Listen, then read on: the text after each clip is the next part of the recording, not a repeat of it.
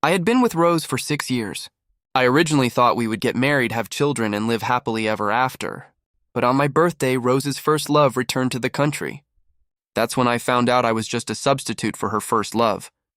She had never truly loved me. Since that was the case, I chose to let go and give her the happiness she deserved.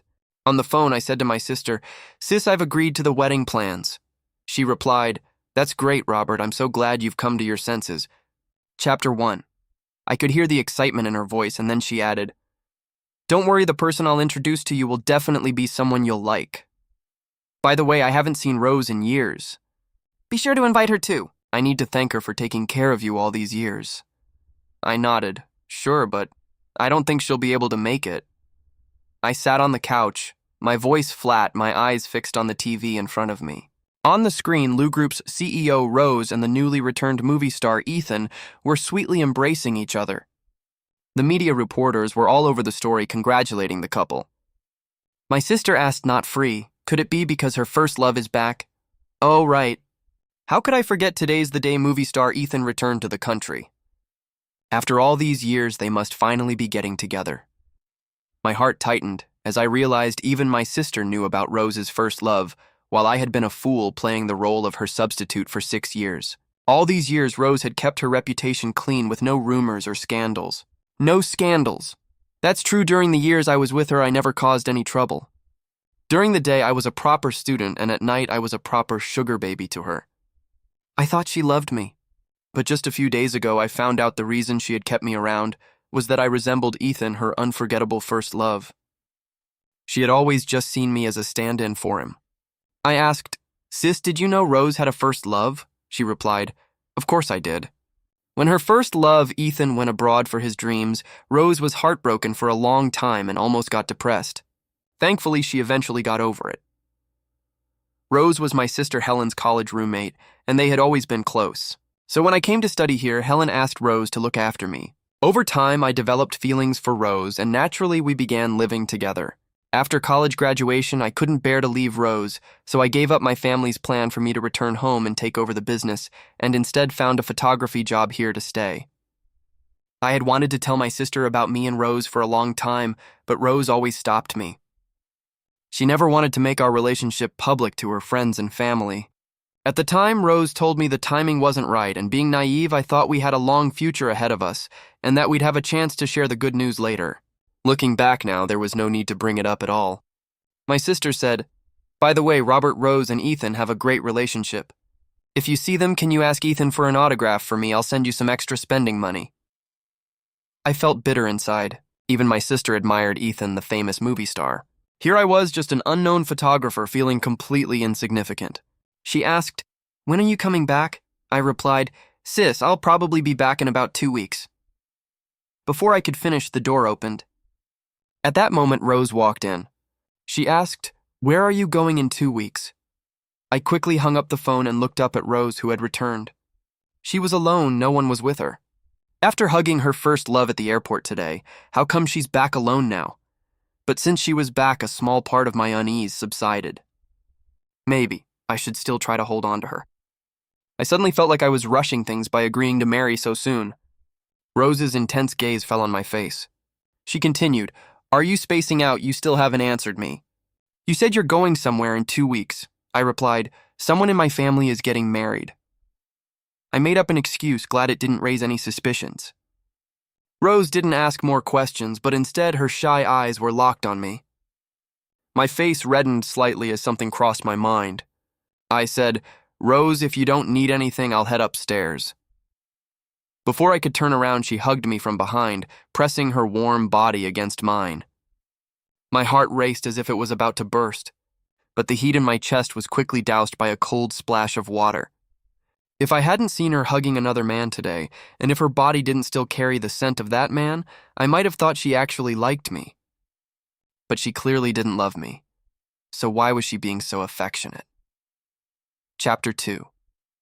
The woman nestled in my arms, and her ethereal voice broke the silence. She asked, "Did you see the news today?" "Yeah, I saw it." I swallowed hard. "Could this be her final hug?" she asked again. "What do you think about it?" I remained silent. She continued, "There's a welcome back party tonight. I'll take you there. I remember your sister's a fan of Ethan, so you can ask him for an autograph on her behalf. I'm sure he'll agree. Okay. She said, I have to go to work, so I won't be staying for dinner. Rose grabbed her car keys and phone ready to leave. I couldn't help but try to keep her. After all, today was my birthday, and I couldn't believe she had forgotten. I said, Rose, why don't you stay for a little while and eat before you go? The food's already ready. She replied, No, I have a meeting with a client. You go ahead and eat. I'll have my assistant pick you up for the party later. I didn't insist. I just silently watched as Rose walked out of the door. In the past, every year on my birthday, she would give me small gifts. A scarf she had knitted herself, or figurines of things I liked. Rose knew I loved photography. Whenever she heard about an auction for camera equipment, no matter how much it cost, she would buy it for me. This year, everything had changed. She no longer cared about me. In the end, I threw all the dishes I had carefully prepared into the trash, just like my love for her, no longer worth holding on to. Just after throwing the trash away, my phone pinged with a series of birthday greetings. I was surprised that my friends had remembered my birthday. Even my older sisters had sent red envelopes. At that moment, 2 strangers added me as friends. I didn't recognize them, but usually people who had my number were either friends or acquaintances, so I accepted their requests. The first profile picture was of a lazy cat. As soon as I accepted the request, the person sent me a huge red envelope accompanied by pictures of flowers and wine wishing me a happy birthday. I asked, Who are you? The person replied, Hello, my fiancé. Happy birthday.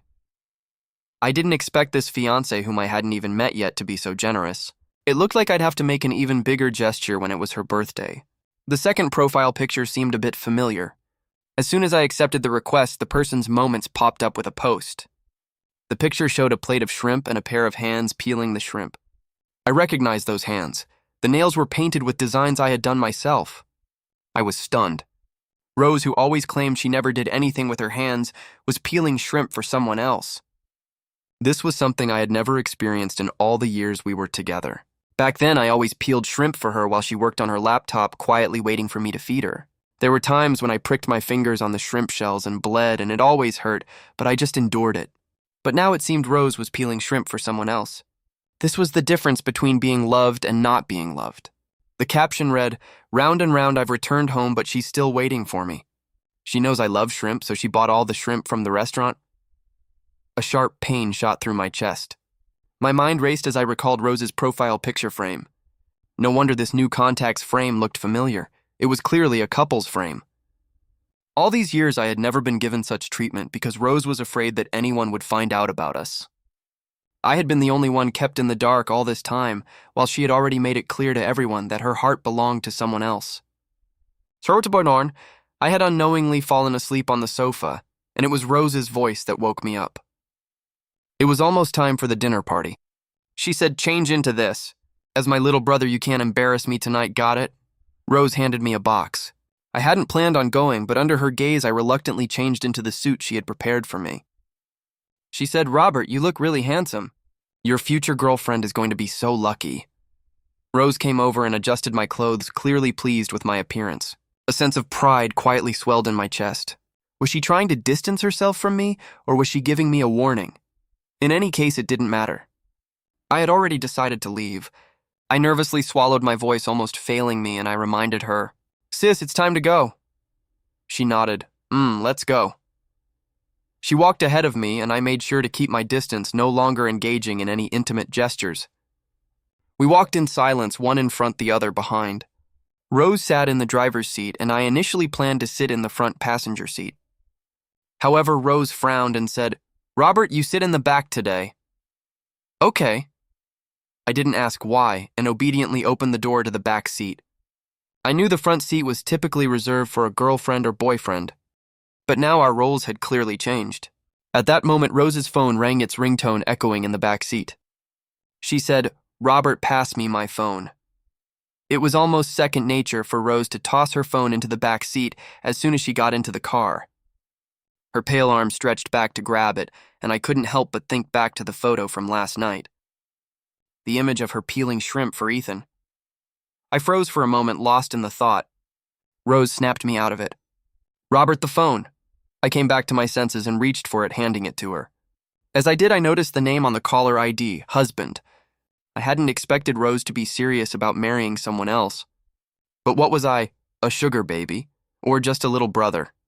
What kind of little brother spends the night hugging and sleeping together? Rose didn't explain. Maybe she had just accepted it herself. On my phone, I had messages filled with birthday wishes from friends, but not a single one from Rose. She said, "Okay, I'll be right there to pick you up."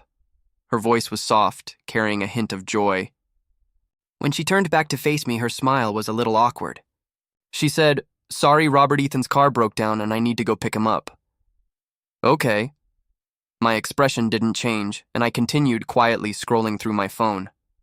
She said, "Robert, I looked up at Rose. She continued, "Robert, I'm not getting any younger. I should start thinking about getting married." I nodded. "Okay, I hope you find happiness." Chapter 4. Is this really how you feel? Yeah. The car quickly arrived at the spot where Ethan was waiting by the roadside. Ethan instinctively reached for the back seat, but when he saw I was already sitting there, he stopped. "Ethan, you sit in the front," Rose said with a gentle smile, looking at him.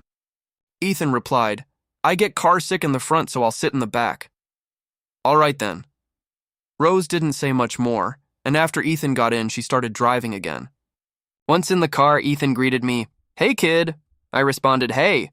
Rose said, "Ethan, this is Robert Helen's little brother." Ethan replied, "Oh, you're the whiny little brother Helen used to talk about. I can't believe you've grown up so much." His tone carried a hint of teasing. I didn't react much. It was true that I used to cry a lot when I was younger. Rose smiled and came to my defense.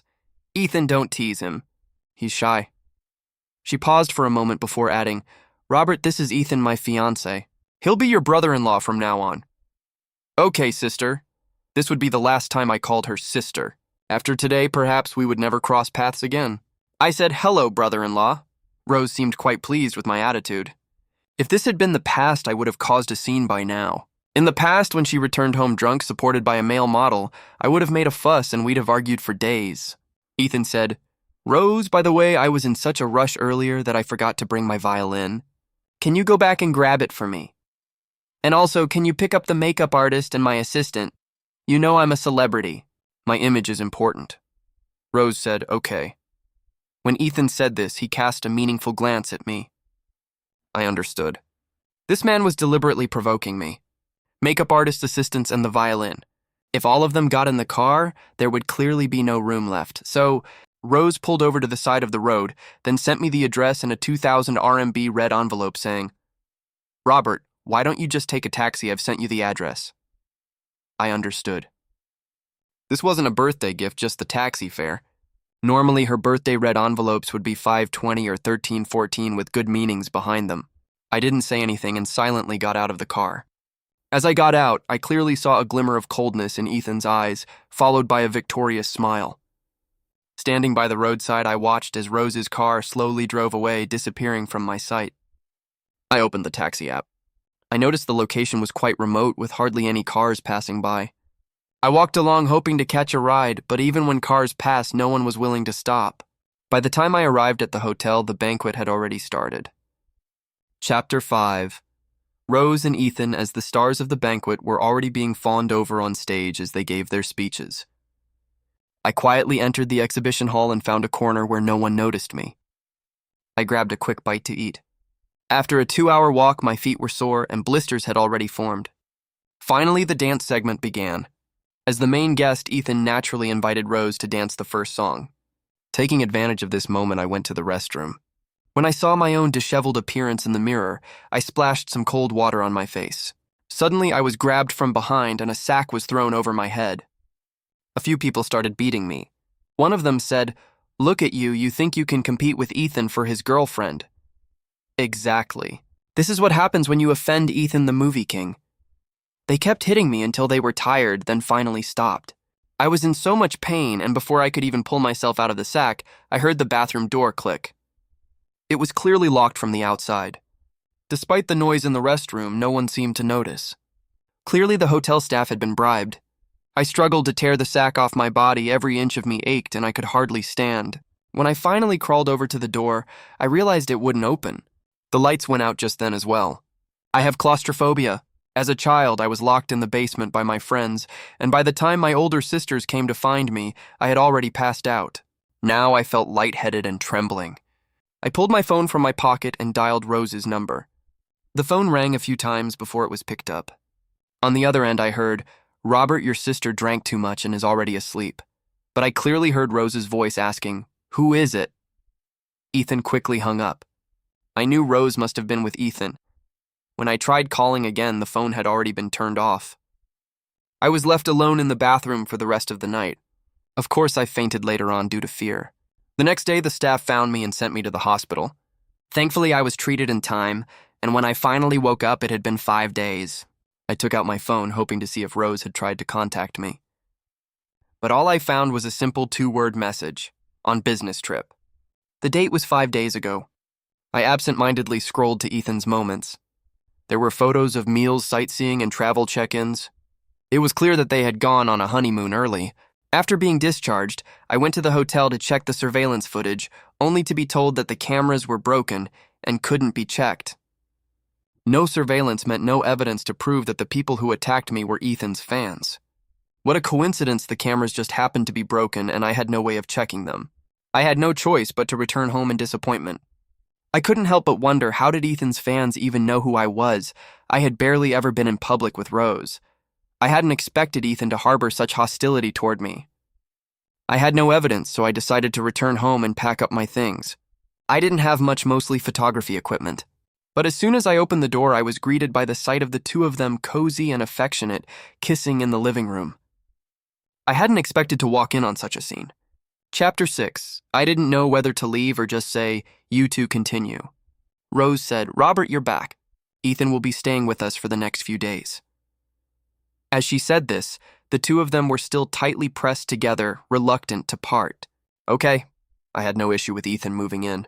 After all, he would be the one in charge here sooner or later. Ethan said, "Rose, you're so good to me. Once the heating in my place is set up, I'll head back." Rose replied, "Why go back? What's mine is yours. We're not strangers." Rose gave a soft laugh, then let go of Ethan and walked to the fridge to grab him a drink. It wasn't until just then that I realized Ethan didn't like cold drinks. Rose said, "You must be exhausted from packing earlier. Let me heat up some milk for you." Okay. They exchanged knowing glances, and I, unwilling to stay as a third wheel, decided to head to my room to pack up. As I reached the door to the room on the second floor, I suddenly froze. On the floor, scattered all around, were my photography equipment and film rolls, some of which were falling out onto the ground. There was also a water stain on the floor with some of the film soaked in water. A lot of my equipment was piled up as though it had been deliberately broken. Ethan said, "Robert, I'm sorry. When I saw you weren't back yet, I was cleaning up your room and accidentally knocked your stuff over. I don't know how much your equipment costs, but if you want, just name a price and I'll pay you back." Rose, hearing the noise from upstairs, came up and glanced at the scattered equipment. She casually replied, "It's just some photography equipment, Ethan. You didn't do it on purpose. This stuff isn't worth much. We'll just buy some more later." I clenched my fist tightly. These were the photos I had worked on for many years, pouring so much effort into them, and now they were destroyed. Some of it was even due to be sent to the magazine tonight. Rose knew these things were precious. She never allowed anyone to clean in my room, yet she let Ethan in here. I was furious. If the room outside was like this, what about inside? I quickly walked into the room. I found my laptop lying on the floor alone and untouched. The floor was soaked with water, as if someone had intentionally flooded the place. Clearly, all the data on the laptop was gone. This laptop contained some of the photos and materials I was planning to publish. Ethan said, "Robert, when I came in, I was shocked too. Did you leave the water running?" When I came in, I rushed to turn off the water and I even tripped over the computer. As soon as Rose heard this, a look of panic crossed her face. She asked, "You tripped. Are you okay? Let me see." Ethan replied, "I'm fine. Just a little bruise on my knee. It's nothing." Rose then turned to me, her voice sharp. "Robert, what were you thinking? Why didn't you turn off the tap?" I was speechless. I opened my mouth, but clearly anyone could tell that if I hadn't turned off the tap, the water wouldn't just stay in the room. It would have flooded downstairs by now, and to get to the bathroom, you wouldn't even need to pass by the computer desk. Now Rose was clearly trying to defend Ethan. Rose said, "I'll take you to the hospital." When she looked at Ethan, Her voice was gentle, but when she turned to me, her eyes were filled with anger, and her tone was cold. She said, "Robert, you better clean up your room while you're here. I don't want to come back to this mess when Ethan is living here." Chapter 7. After Rose finished speaking, she took Ethan to the hospital. Not long after they left, I started to pack up the film rolls. Fortunately, I managed to salvage some. As for the damaged equipment and computer, I called in a professional to handle it. I was informed that most of it was beyond repair, with many parts no longer available on the market. The undamaged items I carefully packed up myself. I arranged for a courier and, to be safe, paid 10 times the usual amount for insurance sending the equipment back to my hometown. However, the courier hadn't gone far when the van was stopped and a fire was set to burn everything inside. When the courier called me crying to explain what happened, I stood frozen in place, half in shock. How could this happen? I knew from start to finish that Ethan was targeting me. I hadn't done anything wrong in these past days, so why was he doing this to me? It had happened before at the hotel, and now it was the courier. What would happen next? Just as I was trying to make sense of it, Rose and Ethan got out of the car.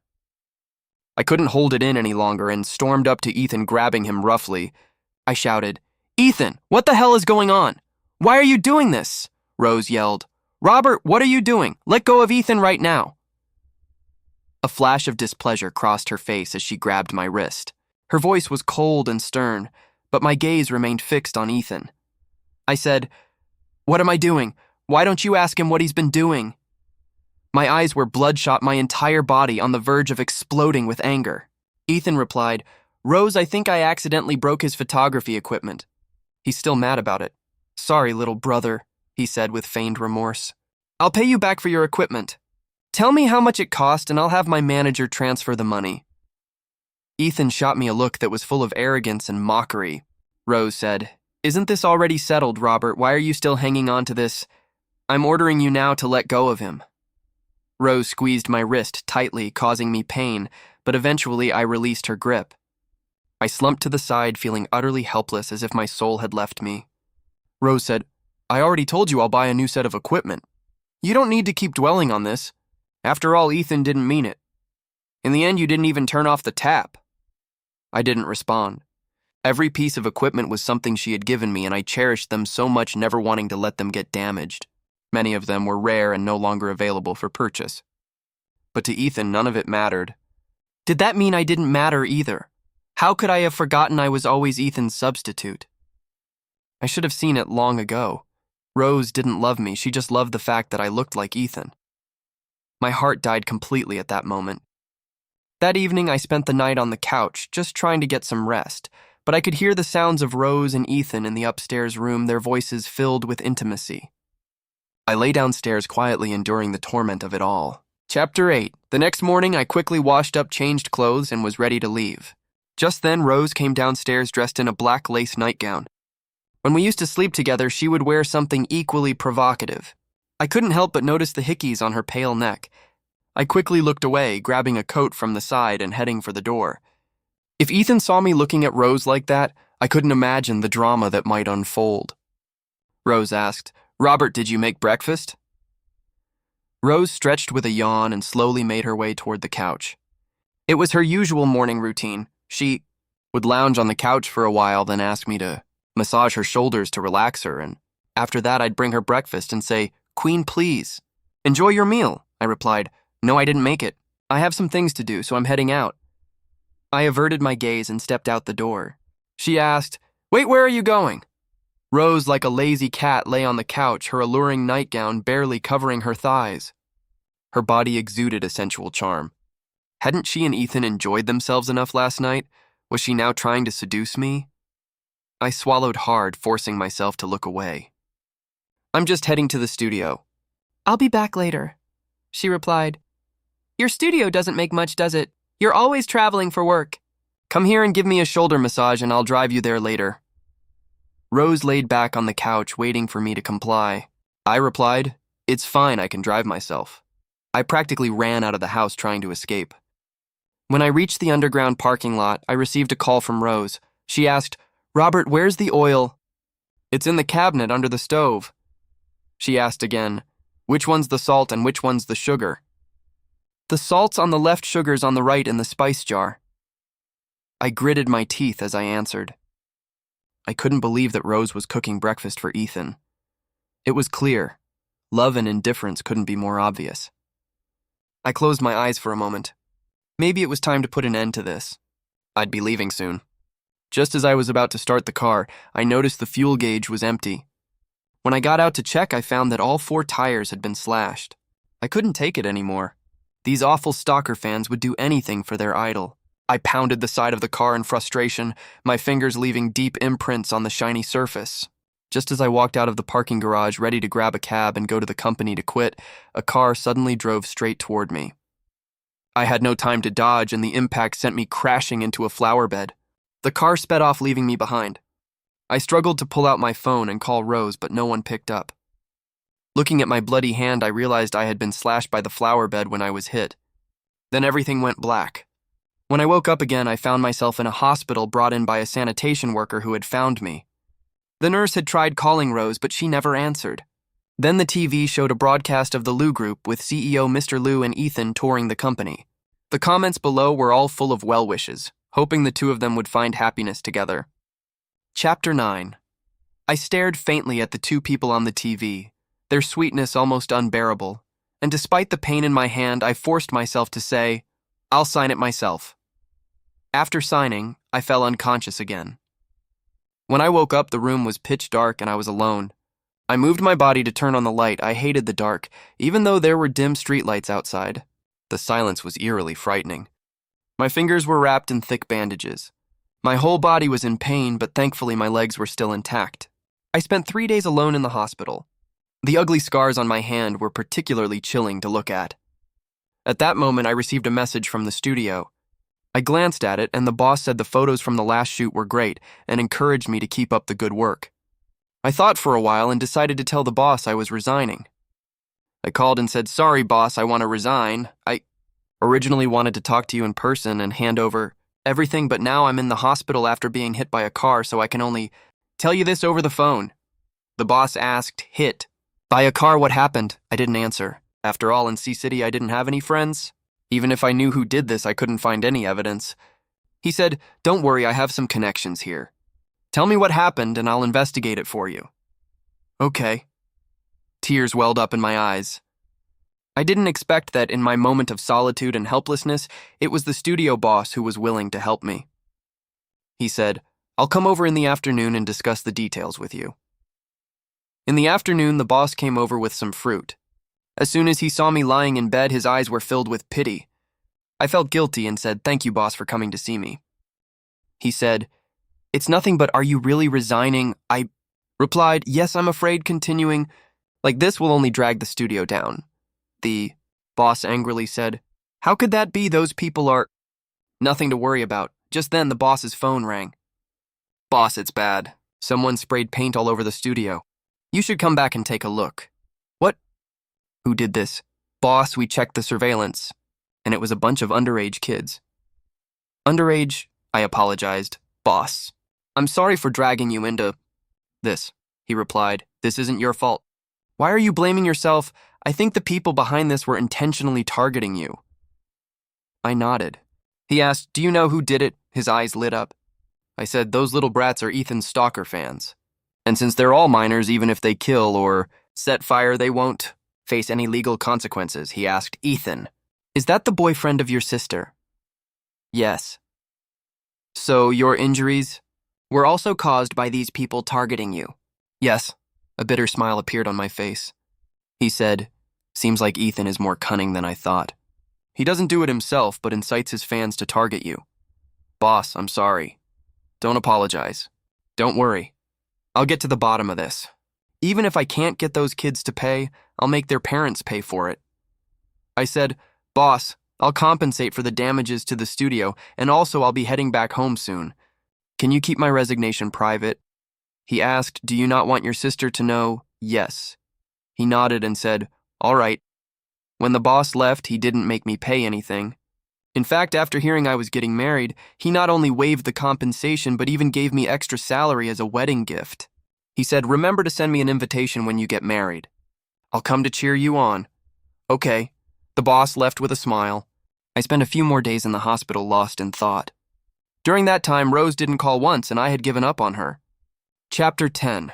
Finally, I was discharged after my stitches were removed. The boss called to say he had found some evidence.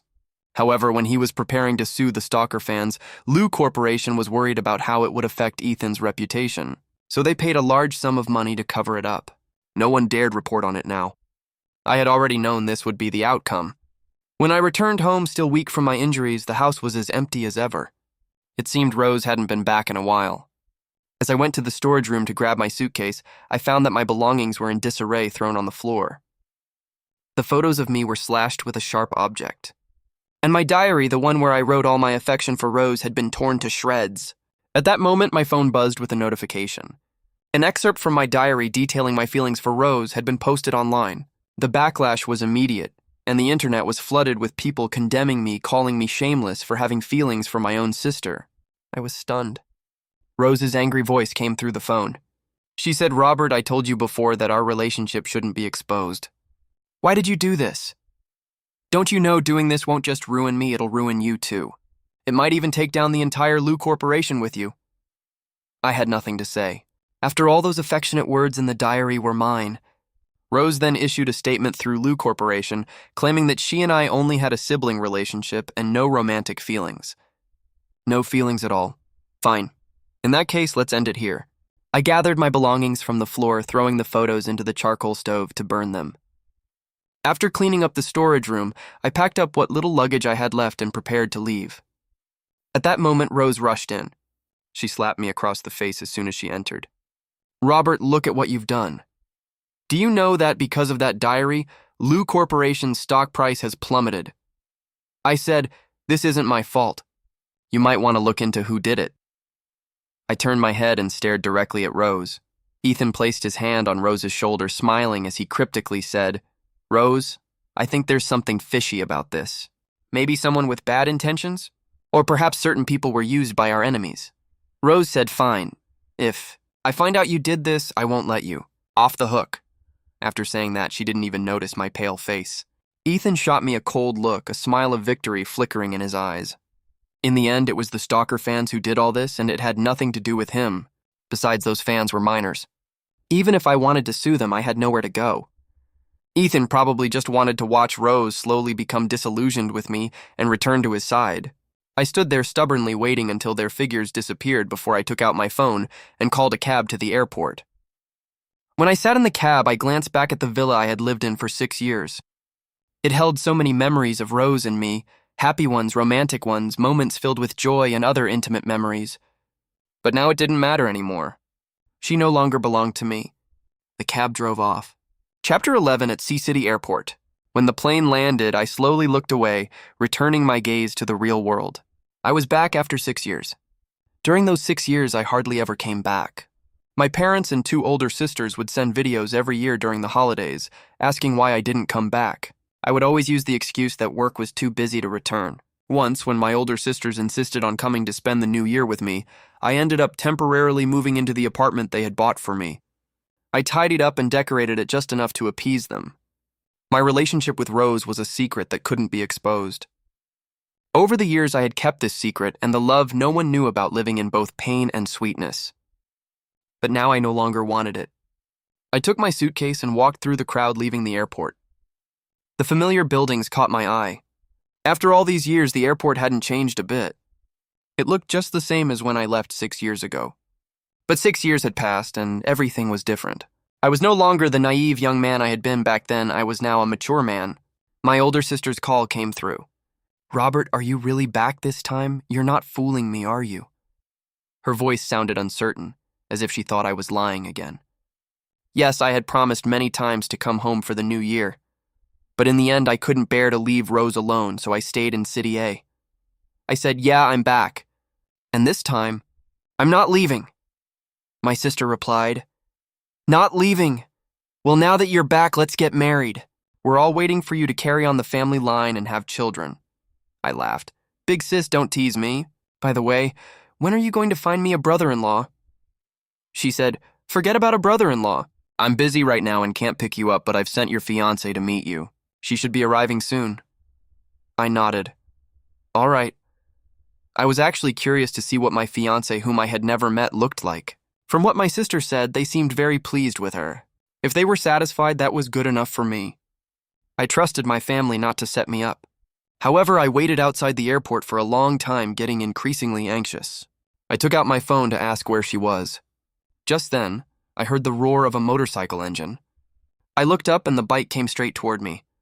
I could see that the rider was a young woman, and I couldn't help but feel a sense of admiration for her. But why was she riding straight at me? I took a step back, almost losing my balance on the stairs. Just as I steadied myself, the motorcycle braked sharply and stopped right in front of me. I stared blankly at the young woman on the bike. She was dressed in a leather jacket, her long legs encased in leather boots and pants that hugged her graceful figure. Her slender fingers pulled off her black helmet, revealing her dark, glossy hair. She was effortlessly cool. I had never seen a woman ride a motorcycle so confidently and stylishly before. Actually, I'd always had a dream of riding a motorcycle when I was younger, but as I grew up, I realized that it wasn't really in line with my personality. Being the pampered child of my family, anything dangerous was always avoided, and I was well protected. Chapter 12. Beneath her long black hair was a delicate, beautiful face. I stared at the young woman in front of me, stunned by her beauty. She looked so young. How could she possibly be riding a motorcycle at this age? Was she even of legal age? She said, "Robert." Her beautiful eyes met mine, a hint of a smile dancing in them. I asked, "You are—" I paused for a moment. "Could this be my fiancé?" She smiled brightly and said, "Hello, I'm Valentina, your fiancé."